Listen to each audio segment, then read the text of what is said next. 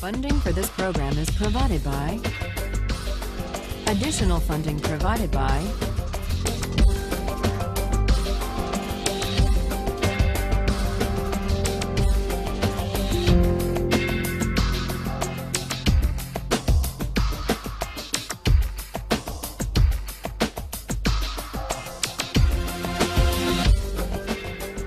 Last time, we were discussing the distinction that Rawls draws between two different types of claims. Claims of moral desert on the one hand, and of entitlements to legitimate expectations on the other. Rawls argued that it's a mistake to think that distributive justice is a matter of moral desert, a matter of rewarding people according to their virtue.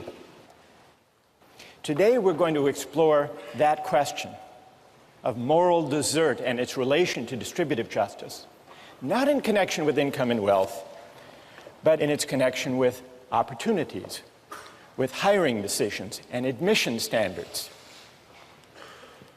And so we turn to the case of affirmative action. You read about the case of Cheryl Hopwood.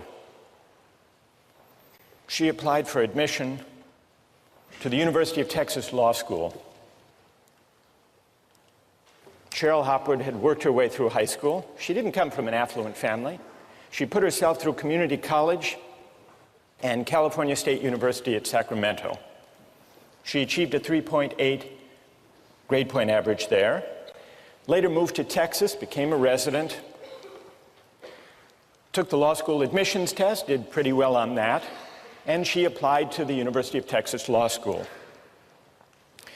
She was turned down. She was turned down at a time when the University of Texas was using an affirmative action admissions policy. A policy that took into account race and ethnic background. The University of Texas said 40% of the population of Texas is made up of African Americans and Mexican Americans. It's important that we, as a law school, have a diverse student body. And so we are going to take into account not only grades and test scores, but also the demographic makeup of our class, including its race and ethnic profile.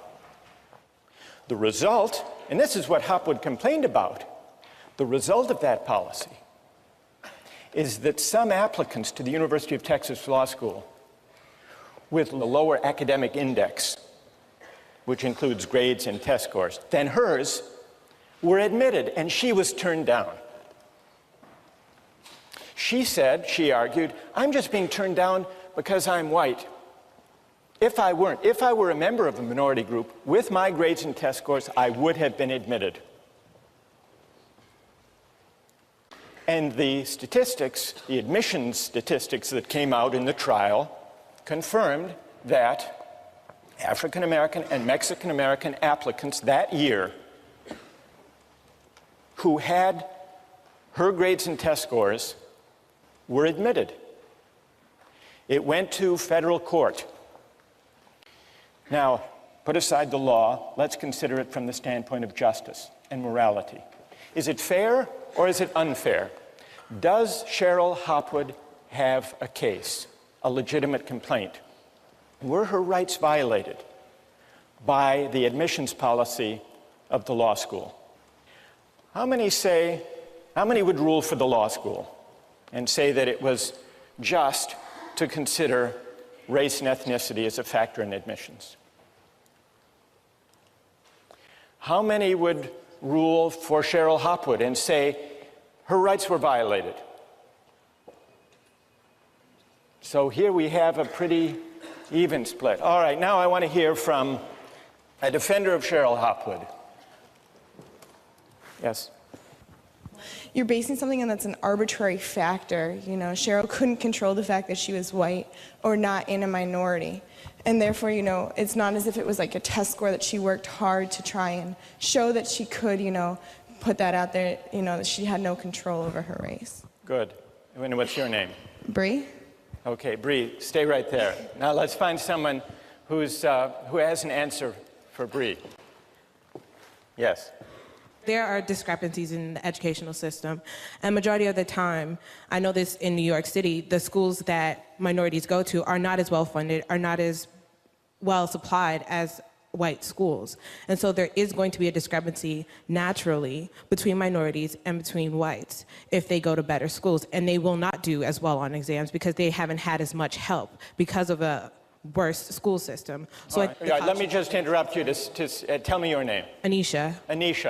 Anisha, you're pointing out that minority kids may have gone, in some cases, to schools that didn't give them the same educational opportunity as kids from affluent families. Yes. And so the test scores they got may actually not represent their true potential. Because they didn't receive the same kind of help that they might have received had they gone to a school with better funding. All right. Anisha has raised the point that colleges still should choose for the greatest academic scholarly promise, but in reading the test scores and grades, they should take into account the different meaning those tests and grades have in the light of educational disadvantage in the background. So that's one argument in defense of affirmative action, Anisha's argument, correcting for the effects of unequal preparation, educational disadvantage. Now, there are other arguments.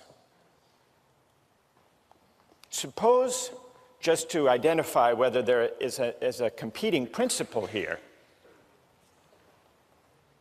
suppose there are two candidates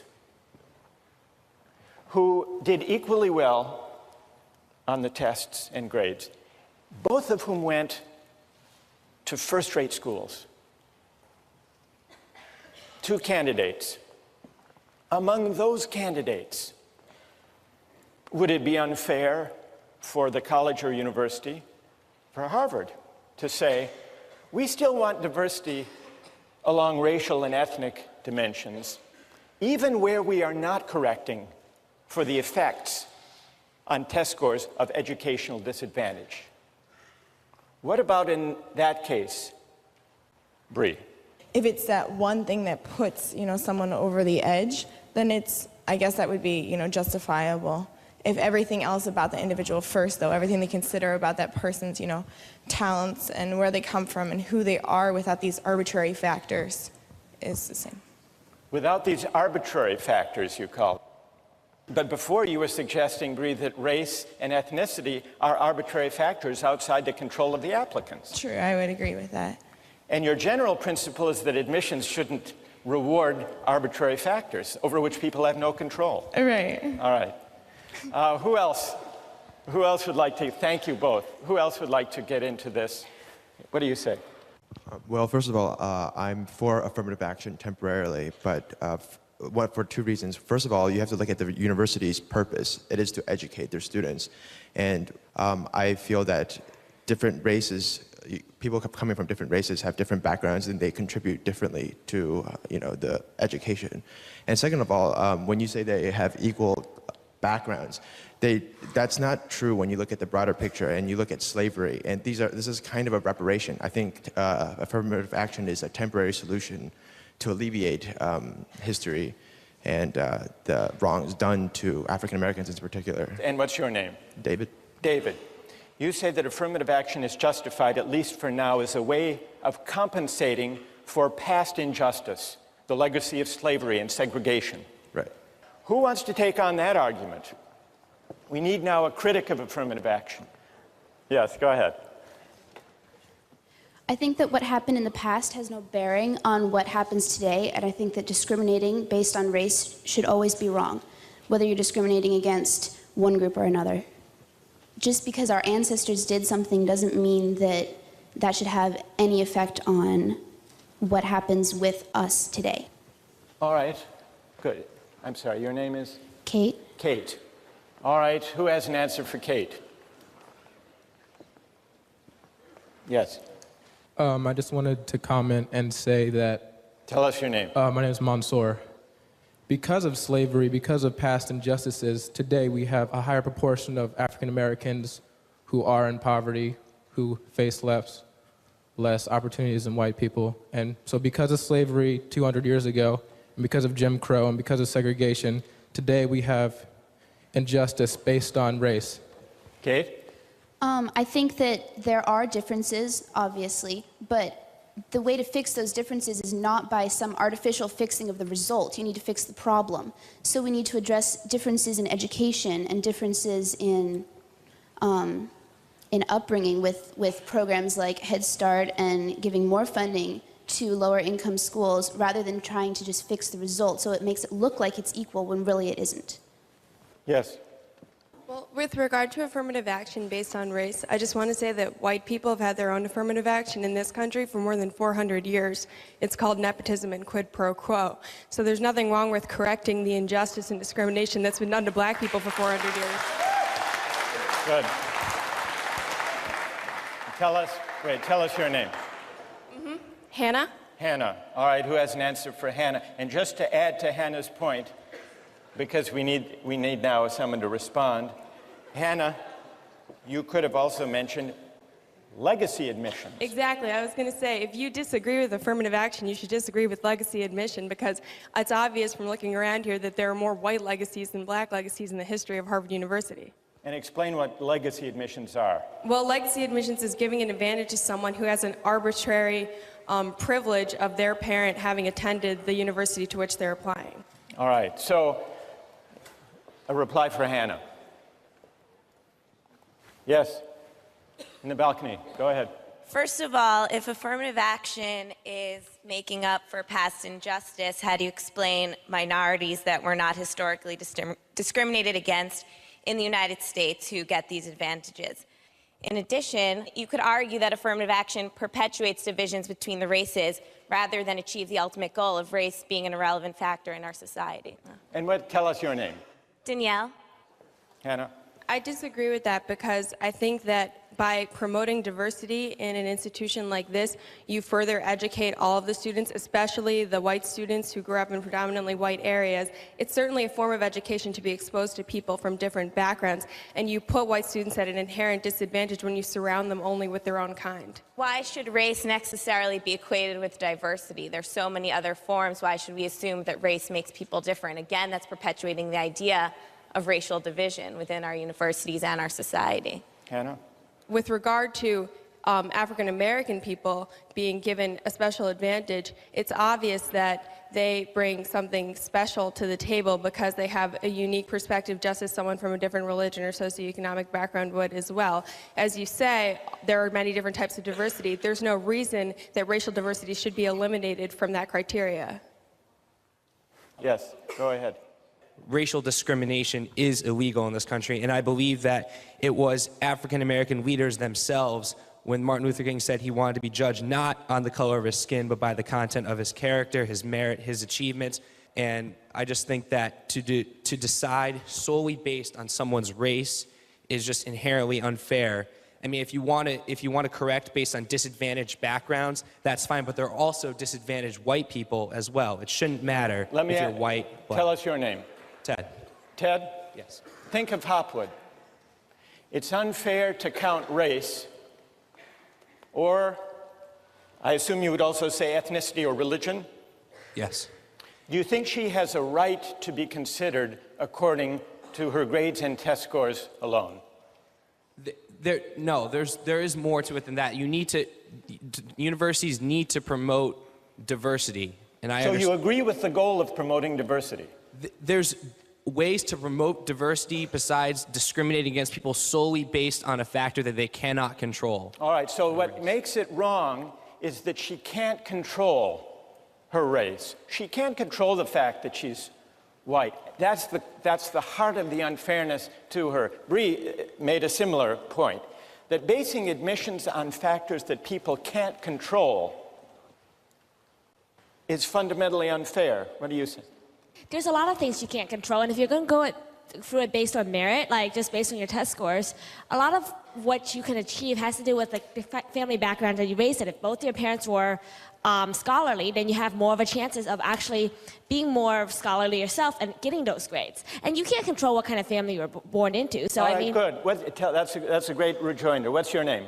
Da. Da. Ted, are you against advantages that come from the family you were born into? What about legacy admissions? I mean, I do believe that in terms of like a legacy admission, you shouldn't have a special preference. I mean, if there is a legacy admission, you could argue is another part of diversity. You could say it's important to have a small percentage of people that have just several generation family attendance at a place like Harvard. However, that should not be an advantaged factor like race. That should just be another part of promoting diversity. Should it count at all? I think that alumni status, should it count at all, Ted? Yes, it should count. All right, I want to step back for a moment from these arguments. Thank you all for these contributions. We're going to come back to you. If you've listened carefully, I think you will have noticed 3 different arguments emerge from this discussion in defense of considering race and ethnicity as a factor in admissions. One argument has to do with correcting for the effects of educational disadvantage. That was Anisha's argument. This is what we might call the corrective argument. Correcting for differences in educational background, the kind of school people went to, the opportunities they had, and so on. That's one argument. What's worth noticing, though, is that that argument is consistent in principle with the idea that only academic promise and scholarly potential should count in admissions. We just need to go beyond test scores and grades alone to get a true estimate of academic promise and scholarly ability. That's the first argument. Then we heard a second argument that said affirmative action is justified even where there may not be the need to correct for educational disadvantage in a particular applicant's case. It's justified as a way of compensating for past wrongs, for historic injustices. So that's a compensatory argument, compensating for past wrongs. Then we heard a different argument for affirmative action from Hannah and others that argued in the name of diversity. Now, the diversity argument is different from the compensatory argument because it makes a certain appeal to the social purpose or the social mission of the college or university. There are really 2 aspects to the diversity argument. One says it's important to have a diverse student body for the sake of the educational experience for everyone. Hannah made that point. And the other talks about the wider society. This was the argument made by the University of Texas in the Hopwood case. We need to train lawyers and judges and leaders, public officials, who will contribute to the strength, the civic strength of the state of Texas and the country as a whole. So there are 2 different aspects to the diversity argument, but both are arguments in the name of the social purpose or the social mission or the common good served by the institution. Well, what about the force of these arguments? We've also heard objections to these arguments. The most powerful objection to the compensatory argument is it fair to ask Cheryl Hopwood today to make the sacrifice, to pay the compensation for an injustice that was admittedly committed and was egregious in the past, but in which she was not implicated? Is that fair? So that's an important objection to the compensatory argument. And in order to meet that objection, we would have to investigate whether there is such a thing as group rights or collective responsibility that reaches over time. So, having identified that issue, let's set it aside to turn to the diversity argument. The diversity argument doesn't have to worry about that question, about collective responsibility for past wrongs, because it says, for reasons Hannah and others pointed out, that the common good is served, is advanced, if there is a racially and ethnically diverse student body. Everyone benefits. And this indeed was the argument that Harvard made when it filed a friend of the court brief to the Supreme Court in the 1978 case, affirmative action case, the Bakke case. And the Harvard brief, the Harvard rationale, was cited by Justice Powell, who was the swing vote in the case, upholding affirmative action. He cited that as providing the rationale that he thought was constitutionally acceptable. Harvard's argument in its brief was this: we care about diversity. Scholarly excellence alone has never been the criterion of admission, the sole criterion of admission to Harvard College.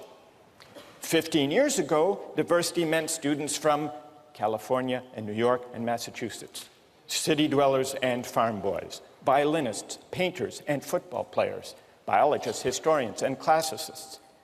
The only difference now, Harvard argued, is that we're adding racial and ethnic status to this long list of diversity considerations. When reviewing the large number of candidates able to do well in our classes, Harvard wrote, race may count as a plus just as coming from Iowa may count, or being a good middle linebacker, or pianist. A farm boy from Idaho can bring something to Harvard College that a Bostonian cannot offer. Similarly, a black student can usually bring something a white student cannot offer. The quality of the educational experience of all students depends in part on these differences in the background and outlook that students bring with them. That was Harvard's argument. Now, what about the diversity argument? Is it persuasive? If it's to be persuasive, it has to meet one very powerful objection that we've heard voiced here by Ted, by Bree. Unless you're a utilitarian, you believe that individual rights can't be violated. And so the question is there an individual right that is violated? Is Cheryl Hopwood's right violated if she is used, so to speak, denied admission for the sake of the common good and the social mission that the University of Texas Law School has defined for itself? Does she have a right? Don't we deserve to be considered according to our excellences, our achievements, our accomplishments, our hard work? Isn't that the right at stake? Now, we've already heard an answer to that argument. No, she doesn't have a right. Nobody deserves to be admitted. Notice how this gets us back to the issue of desert versus entitlement. They're arguing there is no individual right that Hopwood has. She doesn't deserve to be admitted according to any particular set of criteria that she believes to be important, including criteria that have only to do with her efforts and achievements. Why not? I think implicit in this argument is something like Rawls's rejection of moral desert as the basis of distributive justice. Yes, once Harvard defines its mission and designs its admission policy in the light of its mission, people are entitled, who fit those criteria, they are entitled to be admitted. But according to this argument, no one deserves that Harvard College define its mission and design its admission criteria in the first place in a way that prizes the qualities they happen to have in abundance. Whether those qualities are test scores or grades or the ability to play the piano or to be a good middle linebacker or to come from Iowa or to come from a certain minority group. So you see how this debate about affirmative action, especially the diversity argument, takes us back to the question of rights, which in turn takes us back to the question of whether moral desert is or is not the basis for distributive justice. Think about that over the weekend, and we'll continue this discussion next time.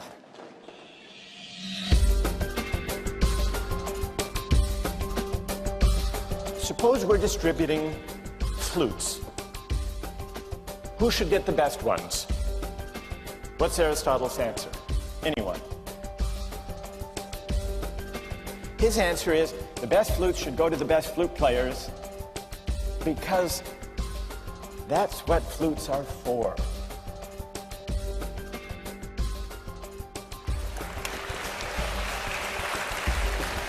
When we ended last time, we were considering arguments for and against affirmative action, counting race as a factor in admissions.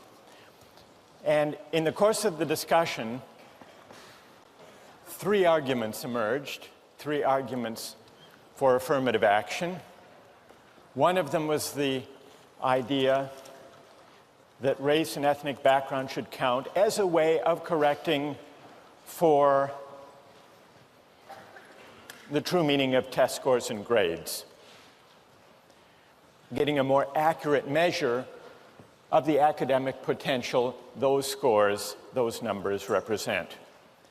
Second was what we called the compensatory argument, the idea of righting past wrongs, past injustice. And the third was the diversity argument. And when Cheryl Hopwood in the 1990s challenged the University of Texas Law School's affirmative action program in the federal courts, the University of Texas made another version of the diversity argument, saying that the broader social purpose, the social mission of the University of Texas Law School is to produce leaders in the legal community, in the political community, among judges, lawyers, legislators, and therefore it's important that we produce leaders who reflect the background and the experience and the ethnic and the racial composition of the state of Texas. It's important for serving our wider social mission. That was the University of Texas Law School's argument. And then we considered an objection to the diversity argument, which after all is an argument in the name of the social mission, the common good. We saw that Rawls does not simply believe that arguments of the common good or the general welfare should prevail if individual rights must be violated in the course of promoting the common good. You remember that was the question, the challenge to the diversity rationale that we were considering when we finished last time. And we began to discuss the question, well, what right might be at stake? Maybe the right to be considered according to factors within one's control. Maybe this is the argument that Cheryl Hopwood implicitly was making. She can't help the fact that she's white. Why should her chance at getting into law school depend on a factor she can't control? And then Hannah, who was advancing an argument last time, said Harvard has the right to define its mission any way it wants to. It's a private institution. And it's only once Harvard defines its mission that we can identify the qualities that count. So no rights are being violated. Now, what about that argument? What I would like to do is to hear objections to that reply and then see whether others have an answer. Yes. And tell us your name. Da. Da. Right. You spoke up last time. All right. How do you answer that argument? Well, I think there was two things in there. One of them was that a private institution could define its mission however it wants, but then that doesn't make however it defines it right. Like, I could define my personal mission as I want to collect all the money in the world, but does that make it even a good mission? So you can't say that just because a college is a private institution, it could just define it whatever it wants. We still have to think about whether the way it's defining it is right. And in the case of affirmative action, a lot of people have said that since there's a lot of other factors involved, why not race? Like, if we already know that the system is imperfect. I want to stick with your first point, Okay. Da. Here's Da's objection. Can a college or university define its social purpose any way it wants to, and then define admissions criteria accordingly? What about the University of Texas Law School, not today, but in the 1950s? Then there was another Supreme Court case against the admissions policy of the University of Texas Law School because it was segregated. It only admitted whites. And when the case went to court back in the 50s, the University of Texas Law School also invoked its mission. Our mission as a law school is to educate lawyers for the Texas bar, for Texas law firms. And no Texas law firm hires African Americans. So to fulfill our mission, we only admit whites. Or consider Harvard in the 1930s, when it had anti-Jewish quotas. President Lowell, president of Harvard in the 1930s, said that he had nothing personally against Jews, but he invoked the mission, the social purpose of Harvard, he said, which is not only to train intellectuals. Part of the mission of Harvard, he said, is to train stockbrokers for Wall Street, presidents and senators. And there are very few Jews who go into those professions. Now, here's the challenge. Is there a principal distinction between the invocation of the social purpose of the college or university today in the diversity rationale and the invocation of the social purpose or mission of the university by Texas in the 1950s or Harvard in the 1930s? Is there a difference in principle? What's the reply? Hannah? Well, I think that the principle that's different here is basically the distinction between inclusion versus exclusion. I think that it's morally wrong of the university to say, we're going to exclude you on the basis of your religion or your race. That's denial on the basis of arbitrary factors. What Harvard is trying to do today with its diversity initiatives is to include groups that were excluded in the past. Good. Stay there. Let's see if someone would like to reply. Go ahead. This was kind of in support of Hannah rather than a reply, but all right. I was going to say another principal difference can be based on malice being the motivation, I guess, for the historical segregation act. So it's saying that we're not going to let blacks or Jews in because they're worse as people or as a group. Good. So the element of malice isn't present. And what's your name?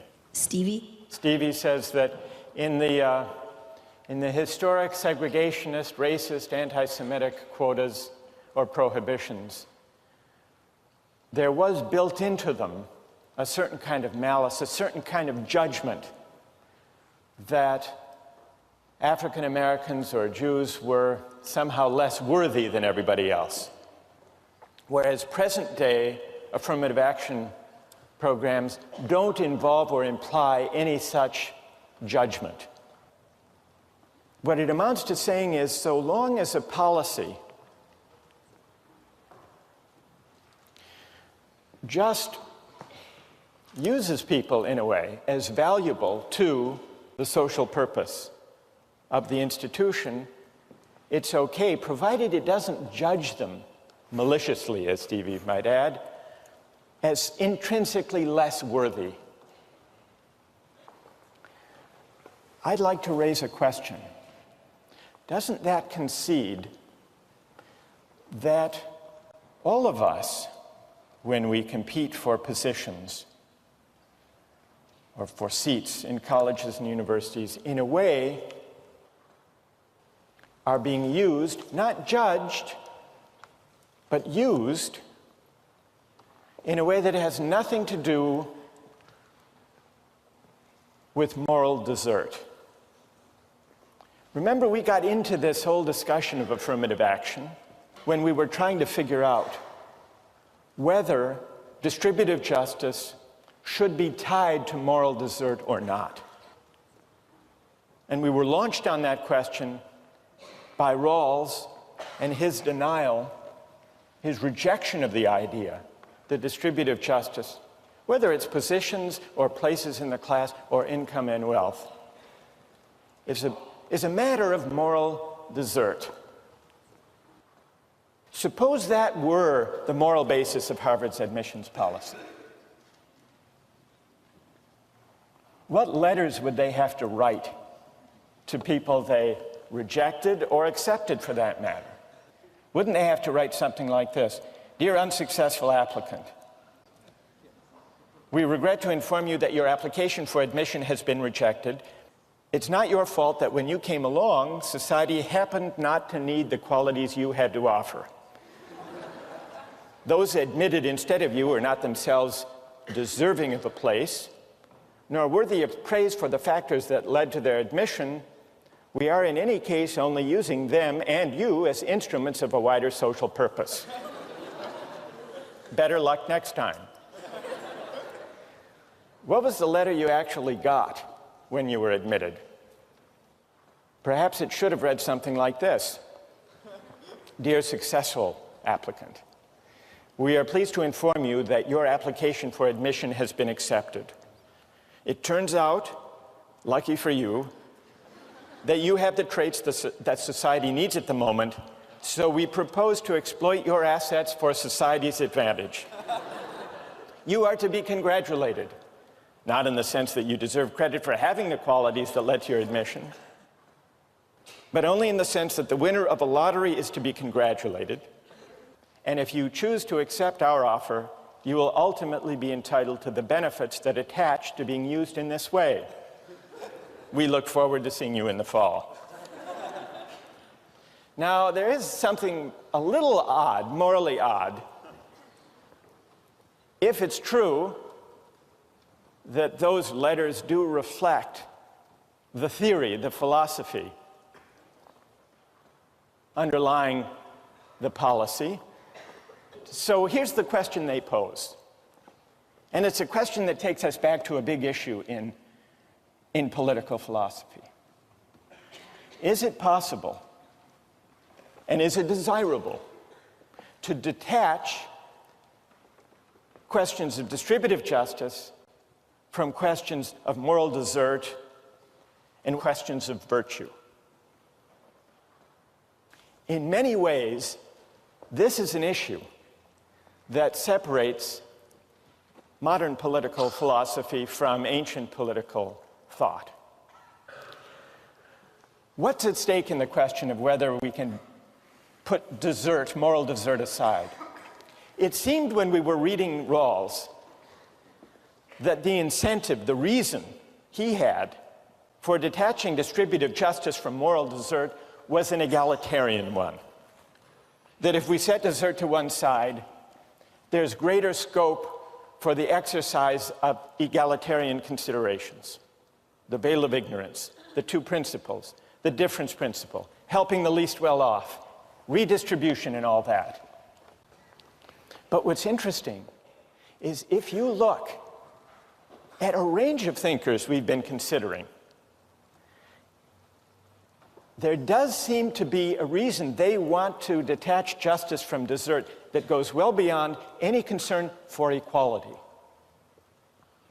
Libertarian rights-oriented theorists of the kind we've been studying, as well as egalitarian rights-oriented theorists, including Rawls, and for that matter also including Kant,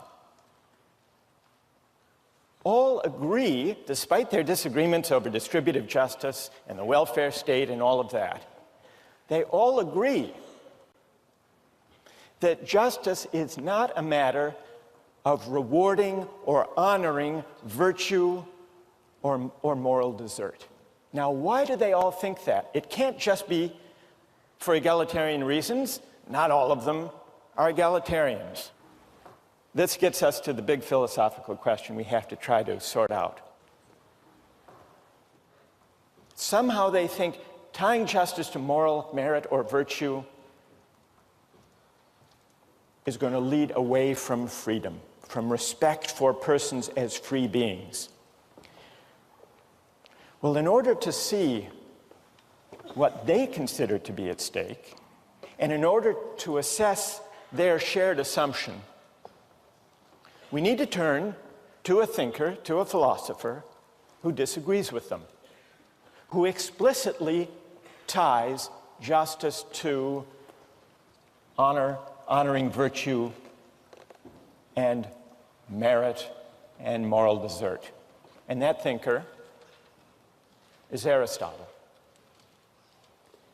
Now, in many ways, Aristotle's idea of justice is intuitively very powerful. In some ways, it's strange. I want to bring out both its power, its plausibility, and its strangeness so that we can see what's at stake in this whole debate about justice and whether it's tied to desert and virtue. So, what is Aristotle's answer to the question about justice? For Aristotle, justice is a matter of giving people what they deserve, giving people their due. It's a matter of figuring out the proper fit between persons with their virtues and their appropriate social roles. Well, what does this picture of justice look like? And how does it differ from the conception that seems to be shared among libertarian and egalitarian rights-oriented theorists alike? Justice means giving each person his or her due, giving people what they deserve. But what is a person's due? What are the relevant grounds of merit or desert? Aristotle says that depends on the sort of things being distributed. Justice involves two factors: things and the persons to whom the things are assigned. In general, we say, Aristotle writes, that persons who are equal should have equal things assigned to them. But here there arises a hard question. Equals in what respects? Aristotle says that depends on the sort of thing we're distributing. Suppose we're distributing flutes. What is the relevant merit or basis of desert for flutes? Who should get the best ones? What's Aristotle's answer? Anyone? The best flute players, right. Those who are best in the relevant sense, the best flute players. Is it just to discriminate in allocating flutes? Yes, all justice involves discrimination, Aristotle says. What matters is that the discrimination be according to the relevant excellence, according to the virtue appropriate to having flutes. He says it would be unjust to discriminate on some other basis in giving out the flutes. Say wealth, just giving the best flutes to the people who can pay the highest price. Or nobility of birth, just giving flutes to aristocrats. Or physical beauty, giving the best flutes to the most handsome. Or chance, having a lottery. Aristotle says birth and beauty may be greater goods than the ability to play the flute, and those who possess them may surpass the flute player more in these qualities than he surpasses them in his flute playing.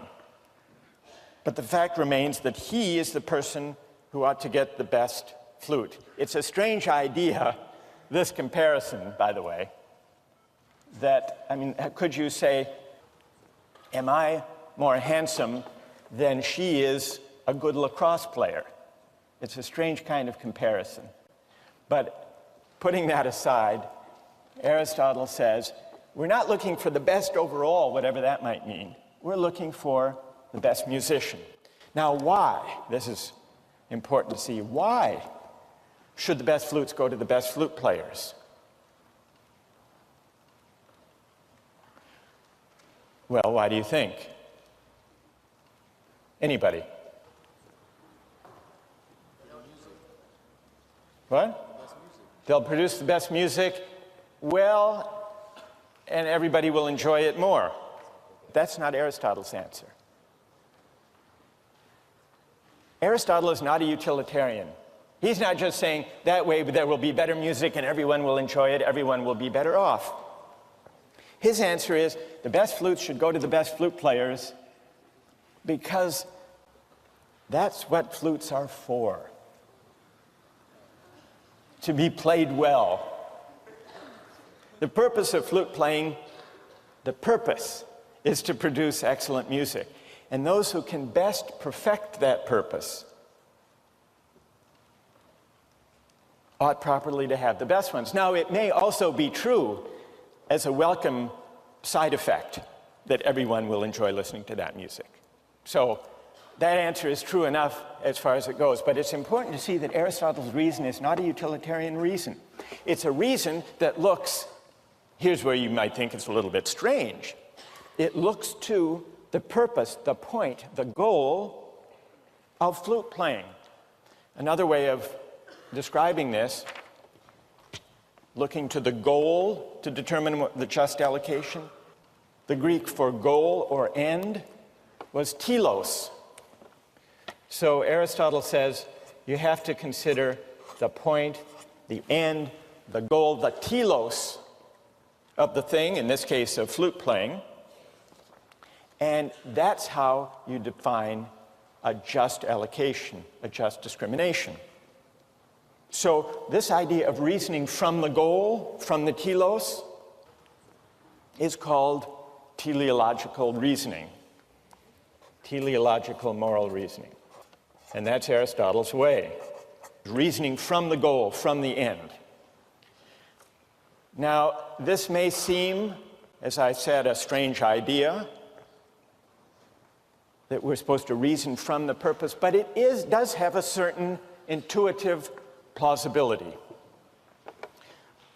Consider the allocation, let's say at Harvard, of the best tennis courts or squash courts. How should they be allocated? Who should have priority in playing on the best courts? Well, you might say those who can best afford them. Set up a fee system, charge money for them. Aristotle would say no. You might say, well, Harvard big shots, the most influential people at Harvard, who would they be? The senior faculty should have priority in playing on the best tennis courts. No, Aristotle would reject that. Some scientist may be a greater scientist than some varsity tennis player is a tennis player, but still the tennis player is the one who should have priority for the best, playing on the best tennis court. There is a certain intuitive plausibility to this idea.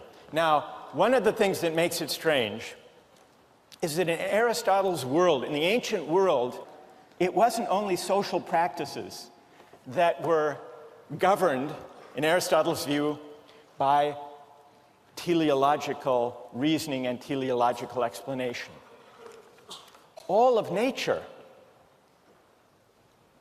was understood to be a meaningful order And what it meant to understand nature, to grasp nature, to find our place within nature, was to inquire into and read out the purposes or the telos of nature. And with the advent of modern science, it's been difficult to think of the world that way, and so it makes it harder, perhaps, to think of justice in a teleological way. But there is a certain naturalness to thinking about even the natural world as teleologically ordered, as a purposive whole. In fact, children have to be educated out of this way of looking at the world. I realized this when my kids were very young and I was reading them a book, Winnie the Pooh. And Winnie the Pooh gives you a great idea of how there is a certain natural, childlike way of looking at the world in a teleological way. You may remember a story of Winnie the Pooh walking in the forest one day. He came to a place in the forest, and from the top of a tree there came a loud buzzing noise. Winnie the Pooh sat at the foot of the tree, put his head between his paws, and began to think. Here's what he said to himself. That buzzing noise means something. You don't get a buzzing noise like that just buzzing and buzzing without its meaning something. If there's a buzzing noise, somebody's making a buzzing noise. And the only reason for making a buzzing noise that I know of is because you're a bee. Then he thought for another long time and said, and the only reason for being a bee that I know of is making honey. And then he got up and he said, and the only reason for making honey is so I can eat it. So he began to climb the tree. This is an example of teleological reasoning. It isn't so implausible after all. Now, we grow up and we're talked out of this way of thinking about the world. But here's the question.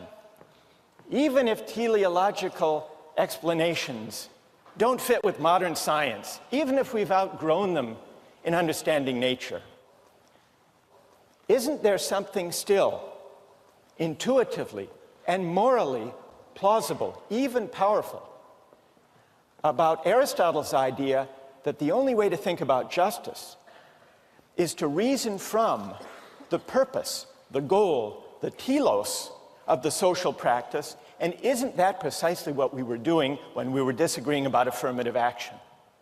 You could almost recast that disagreement as one about what the proper, appropriate purpose or end of a university education consists in. Reasoning from the purpose or from the telos or from the end, Aristotle says that's indispensable to thinking about justice. Is he right? Think about that question as you turn to Aristotle's Politics.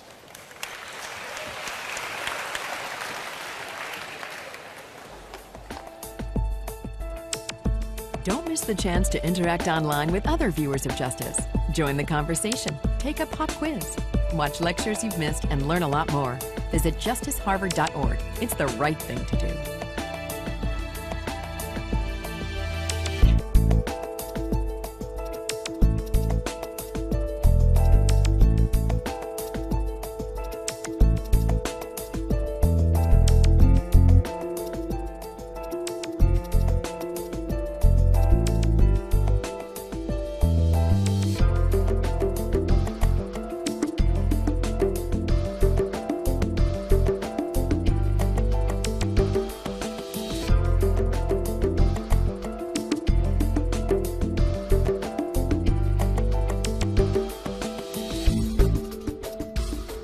Funding for this program is provided by.